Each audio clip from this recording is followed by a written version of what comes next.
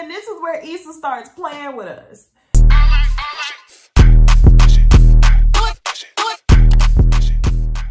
Hey y'all, it's Issa Dixon. Welcome back to my YouTube channel. If you are new here, welcome. If you are returning, y'all, welcome back. I'm super excited to talk to y'all about Insecure because this was the first show that I ever reviewed. Don't go look at those reviews, but look at those reviews because cringe, okay? But y'all, it is the 5th and final season of Insecure. We got a 40-minute episode this week, so let's go ahead and get into the thick of it. All right, so the episode starts out, and I think the title is called It's a Reunion, okay? It's a reunion. It's a 10-year college graduation reunion for Molly, Issa, Kelly, Derek, and Tiffany. So the episode starts out, we see Kelly, Derek, and Tiffany, and they're all in the car headed to good old Stanford. And what we find out from this conversation is that Molly has been going through it. We see on Molly's Instagram, she taking weird one-angle pictures like this, looking like Picasso, like Kelly said, funny AF. And really the goal for this weekend, Tiffany says, is to not talk about Molly's drama, not talk about Issa's drama. And surprisingly, I feel like they kind of succeeded at that. This first episode to me was definitely like I guess I would call it a pace setter. It wasn't really too much, but Issa did find a way to definitely resolve what was going on between her and Molly. And also to break my damn heart because I think I was team Lawrence and Issa. I don't know if it was the break between the show, but I honestly don't remember how I ended feeling at the end of season 4. I think I still wanted Issa to be with Lawrence, even though he was gonna have a baby on the way, okay? So yeah, Issa definitely broke our hearts with that. I'm jumping the gun, okay? So now y'all, we see Issa. Issa is walking out of the airport, music is playing. This is our introduction to her. She's looking confident. She's looking strong, walking up to a nice Cadillac thinking that it's her Uber, and bloop, it's not. So y'all, Issa is still awkward. Not very much has changed. So then we get to the arrival of everybody showing up to Stanford. Issa and Molly, awkward AF. But one thing I will say is we definitely sense a little bit more humbleness from Molly. Y'all know it was an air about Molly in previous seasons where she thought that she was better than Issa. She literally thought Issa was a mess. And all she had to do was look in the mirror.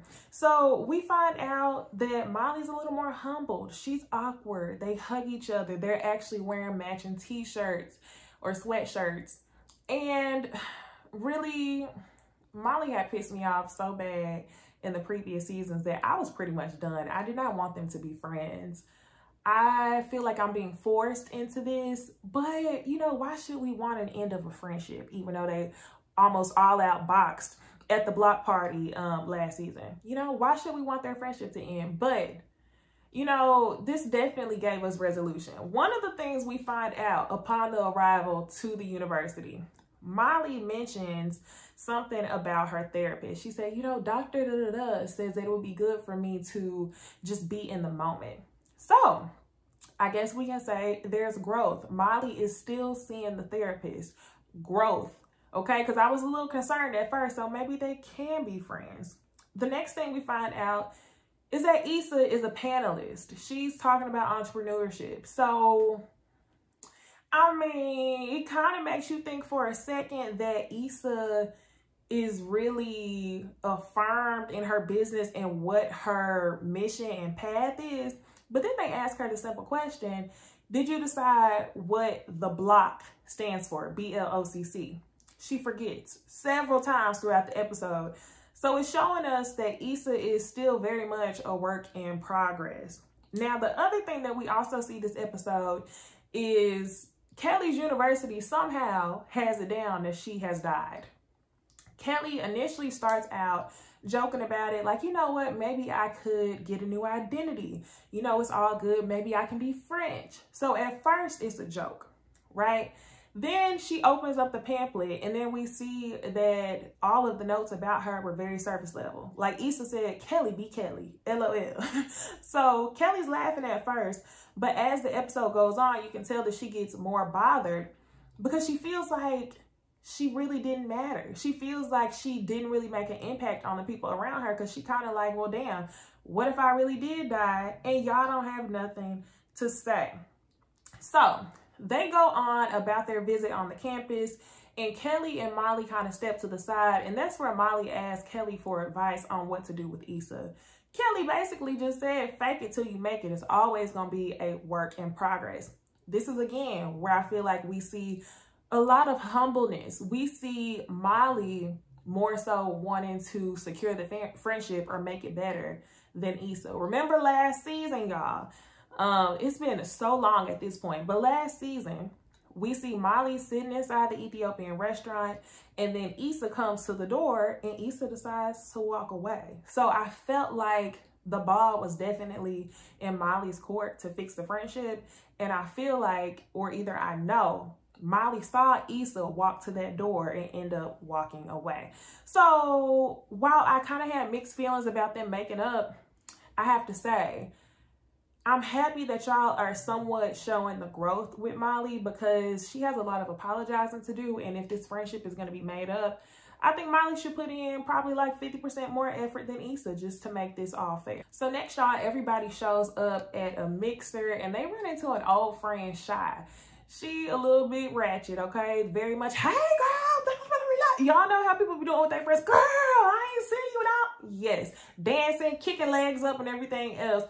And she tells the girls that she snuck in to the reunion event because she wasn't going to pay. But in the same breath tells the girls that she's dancing on tour with Sweetie.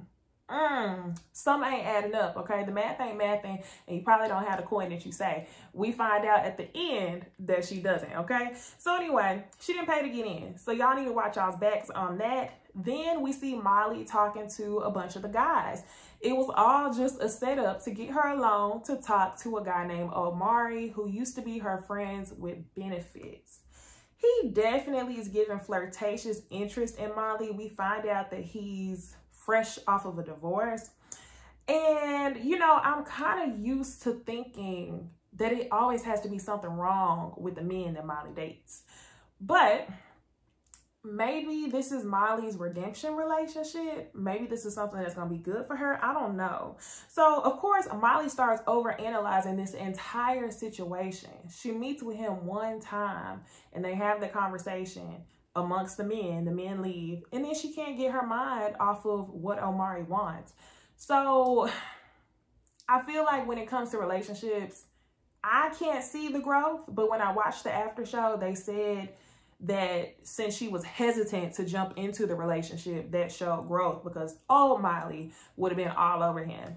But to me, I feel like Molly was still very much engulfed in what he thought about her or what she thought about him and how far the relationship could go off of one conversation. So I'm not sure how far Molly has grown when it comes to relationships. So we see Issa in the bathroom. Issa's in the bathroom and she's talking to her younger self. And it was actually a funny scene. Issa with braces is asking her what all she's done in her life. Are you a lawyer? Do you have a man? You got a six-pack? And of course, all of the answers are disappointing. So it kind of puts Issa in a place where she has to question what she has done within all that time since she graduated. Is she solid? Is she where she wants to be? Is she standing firm in who she is? Or is she still simply just trying to figure that out? So now we get down to the panel where Issa is speaking on entrepreneurship. And it seems like the other panelists just sound so confident. They're saying everything that you hear off of a TED Talks. And then we get to Issa. And Issa still sounds a little bit unsure of herself. The dude gets her logo wrong. She tries to be like the other person, rapping a lyric, trying to be charming with the crowd. And then it comes back and they ask her the final question. They ask her, how do you know that you're on the right path? The first two people have good answers. Everybody's clapping. Oh my gosh, great, excellent. And then Issa answers and she says, well, I guess I truly don't know. And she says later on, I could be putting in all this work and then tomorrow find out it was a waste of time. So I don't think that that was a sad moment. I think it was more so a moment of Issa getting more comfortable with just figuring stuff out, okay? And I think I'm happy with that. Issa is just figuring it out. And I have to say, I feel like she made big progress from last season because she actually solidified her business a little bit more. So just trust the process, Issa. Trust the process. So Issa and Molly take a walk after this panel. And like I said, y'all, Molly starts to overanalyze Omari. She starts asking Issa questions. Well, what's wrong with him? If he's divorced, I wonder if he filed or if she filed. And Issa ain't saying nothing. Not a thing. Because y'all know how it is, okay? You have a friend. You make comments on how they are in their relationships. And then all of a sudden they get mad at you. So you be like, you know what? All right, bet. I'm not saying a thing about anybody who you in a relationship with from here on out. So as Molly's talking, you can tell that Molly's wanting some sort of validation when talking to Issa, and Issa doesn't say a thing at all. And I don't blame her at all. So Molly actually said something interesting in this conversation. Molly tells Issa that she did a good job on the panel.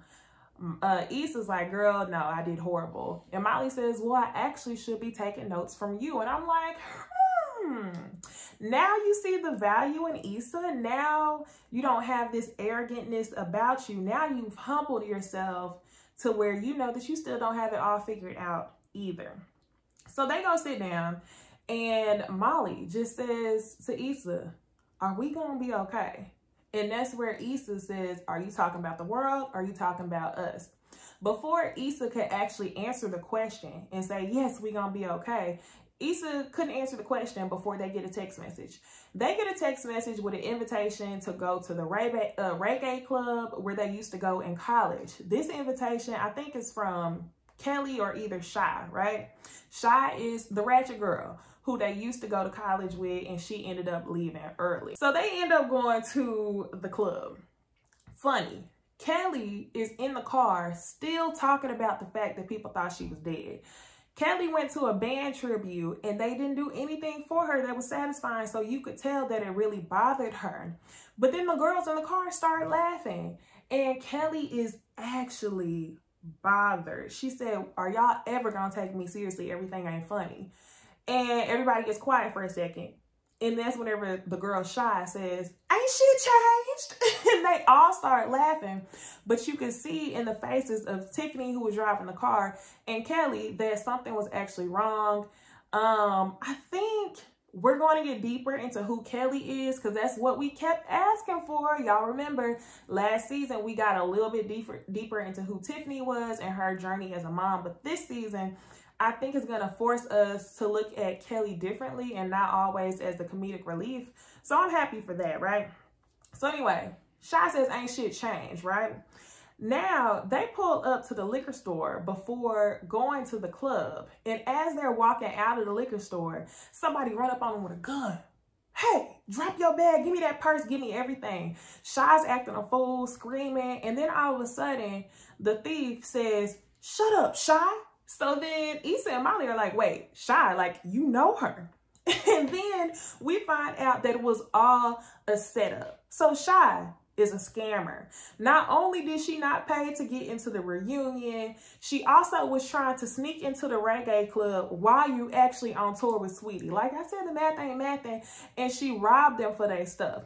So anyway, Shy runs off with the robber. She says, ain't shit changed. Everybody could get it. That part took me out because she gutter AF, and I told y'all the girl was ratchet from the beginning, right? So Issa and Molly go back to the car where Kelly and Tiffany are waiting for them, and they end up telling Kelly and Tiffany that they got robbed. And finally, it feels like the ice is broken. They both start laughing, and I'm like, okay, you know what? That actually was funny. Maybe they're going to be good. So the next day, y'all, after all this has happened, they meet up at a breakfast spot, and the full group is back together again. We get Derek, Tiffany, Kelly, Issa, and Molly. Well, at this point, we don't know that Kelly's there, honestly. Everybody's sitting there, and they're reading off their memorials and kind words for Kelly. So I'm like, damn. I sat there, and I was like, did she really die? Because I kept hearing people say in this new season that somebody was going to die. So I was like, oh, shit, I can't take this. Episode 1. So everybody goes around. They actually say deep things about Kelly. And then at the end, the camera pans over to Kelly. And Kelly is actually alive. So they just felt like doing the MF and most to really appease to their friends' feelings and honestly make her feel like they care about her, like she really matters to them. So I'm glad that they found a resolution for that. But I'm also interested to see what else we're going to learn about Kelly throughout the season. Y'all know it's going to have to be a little bit of drama somewhere, or if she's just going to continue to be the comedic relief. So a dude is walking through the restaurant and he says to Molly, hey, Omari is looking for you. Now, Omari is the dude who used to be her friends with benefits in college. And again, she gets wrapped up in Omari. So everyone leaves the restaurant, they part ways. But we see Issa and Molly having a conversation. And Molly's again asking about Omari, looking for some sort of validation. So that's where Issa says, oh, you want me to say something? And that's where Issa tells her, like, you weren't really pressed on him back then, so why would you be pressed on him now? And then what we find out is Issa and Molly, they end up just calling it a truce. They end up being friends again. And this is kind of the new beginning for them. So everybody goes home, y'all. And this is where Issa starts playing with us. Okay, because I have to say, without this next portion of the episode, I would have been underwhelmed.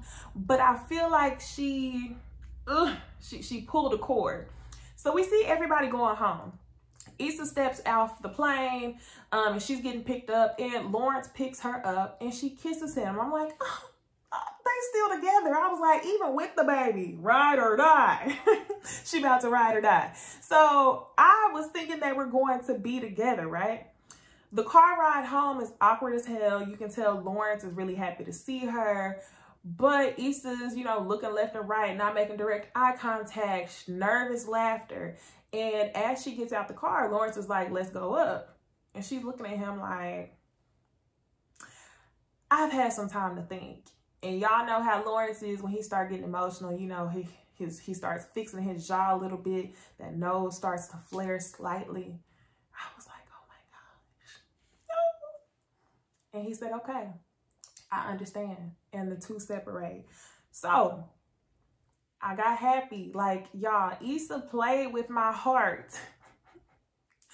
All within like 3 minutes, okay? Lawrence and Issa kissed. I'm like, oh my gosh, yes, ride or die. You know, even though I don't advocate for ride or die shit, but when it comes to Lawrence and Issa, I was here for it. And then she just said, get that shit out of here.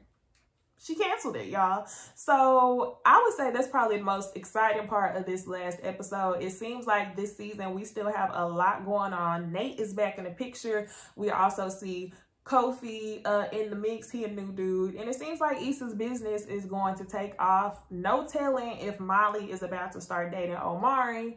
Molly need to work on herself. So that's all I have for this review, y'all. Y'all comment below and tell me what y'all thought about the season 5 premiere of Insecure.